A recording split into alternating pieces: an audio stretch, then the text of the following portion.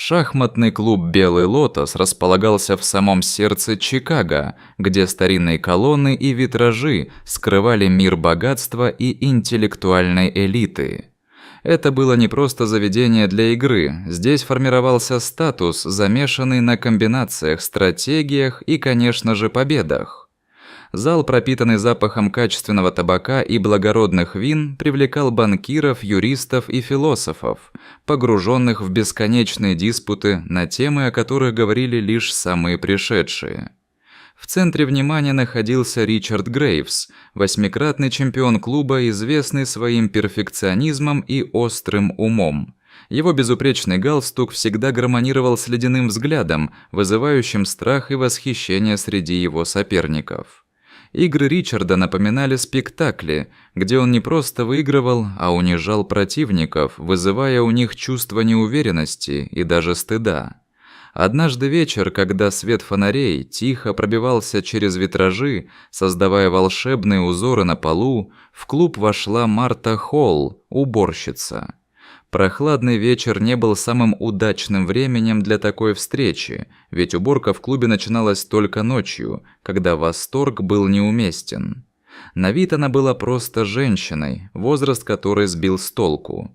Ее старая тележка с моющими средствами колесила по полированному полу, а форма, выцветшая и застиранная, крыла в себе годы работы, протянутые в этом клубе.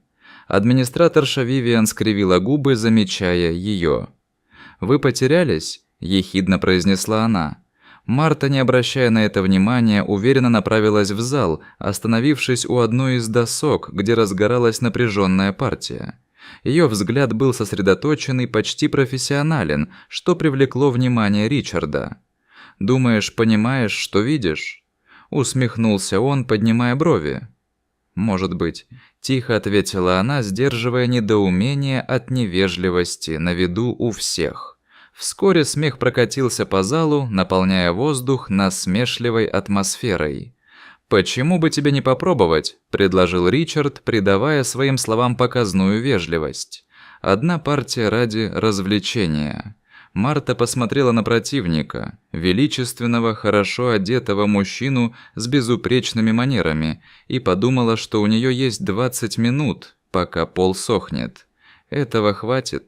– спросила она, чувствуя, как напряжение заполняет воздух. Толпа расступилась, ожидая легкой победы любимца клуба.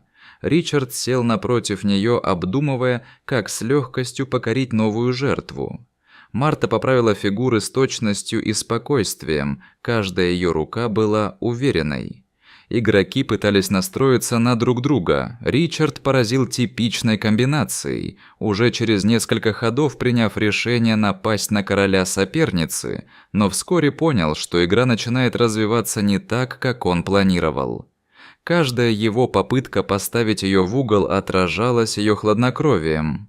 С каждым новым ходом Марта продвигалась вперед, ее уверенность росла, а противник осознавал, что теряет контроль. Через 26 ходов Ричард оказался в безвыходной ситуации. «Мат», – произнесла она с легкой улыбкой, и в зале повисла гнетущая тишина.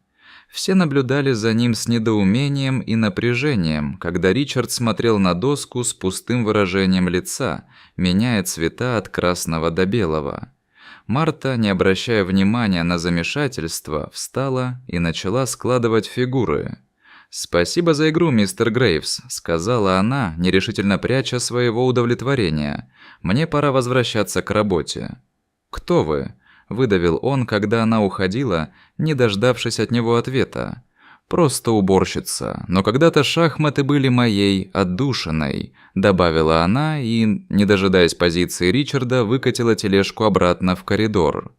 После ее ухода члены клуба долго обсуждали ходы, споря, как такое могло произойти.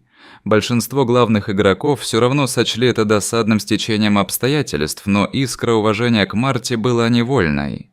Ричард остался наедине с собой, впервые за много лет открыв внутренние источники. Он открыл учебник по стратегии и начал читать сначала. Его взгляд был сосредоточен, как у ученика начальной школы, который впервые погружается в загадочный мир шахматных стратегий. Обсуждения в клубе продолжались, но произошло нечто большее, чем просто игра.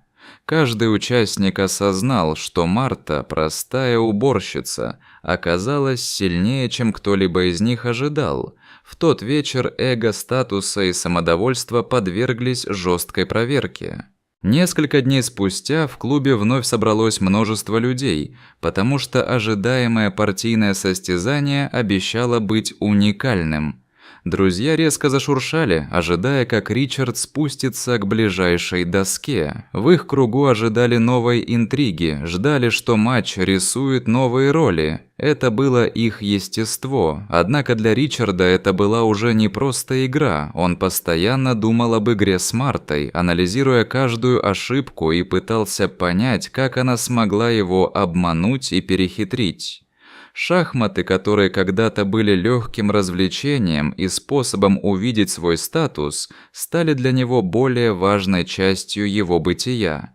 Между тем, Марта продолжала выполнять свои обязанности уборщицы, но теперь ее походка стала чуть увереннее, а выражение лица более мечтательным. Внутри нее разгорелась искра, которая когда-то была частью ее жизни. Воспоминания о играх в шахматы с ее покойным отцом вернулись к ней. Шахматы были их связывающей нитью, их тайным языком. Теперь она осознала, что ее страсть к игре никогда не умирала. Свет внутри нее ярко горел, даже если она провела последние годы, просто подметая полы. Первая игра была лотереей, демонстрирующей простор для новых возможностей. Многие члены клуба начали задумываться о своих взглядах на совет. Вместо пренебрежения к Марте, они восприняли ее как равного, который может быть довольно неожиданным соперником. Не в последнюю очередь обсуждения, которые происходили среди клубных членов, поддерживались молчанием, когда они обсуждали вероятность ее прихода. Никакая репутация не могла затмить возвращение к старым корням. Скажем, на собственном опыте Ричард начал проводить больше времени за чтением, изучая стратегию и тактики известных шахматистов. Менялась не только его игра, но и его отношение к соперникам. Он стал более открыт для неожиданных идей и концепций. «Что-то поменялось», — сказал он как-то раз одному из своих близких друзей в клубе. «Возможно, мы так долго боремся за статус, что забыли о самой игре». Улыбка его друга была подкупающей, а сам он, осознавая, как формируются отношения между игроками, возвел свою напряженную реакцию к более высокой высоту. Это была не только обычная дискредитация, но и высокого уровня понимания. Клуб стал местом не только для соперничества, но и для реальных друзей, которые могли прийти к друг другу и поделиться опытом. Даже такие, как Марта, начали появляться среди них. Каждый участник понимал, что в шахматах, как и в жизни, никогда не следует недооценивать противника. В конечном итоге Марта вне клуба решила поучаствовать в местном турнире, который должна была организовать их шахматная ассоциация. Об этом событии члены клуба долго говорили и отказывались верить, что простая уборщица отважится на такой шаг. Но она сделала это не для того, чтобы победить, а для того, чтобы подтвердить, что шахматы, как и жизнь, доступны всем, кто готов работать над собой. Когда настал день турнира, Марта встала за доской с полным пониманием того, что ее прошлое и опыт привели ее к этому моменту. Она смотрела на доску, вспоминая движения своего отца, его нежные слова, пока она становилась все более уверенной в своих способностях. Она никогда не забыла своего отца, а шахматы были с ним связаны неразрывно. С приближением партию все участники почувствовали необычное напряжение. Но в этот раз уже другая Марта стояла перед столом. Она была готова противостоять любому сопернику.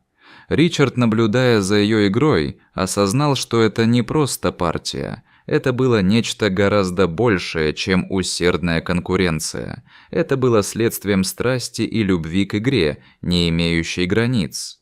Такое объяснение, возможно, сделало их более сильными, чем когда-либо прежде, как шахматист и как человек, умеющий видеть собственные страхи.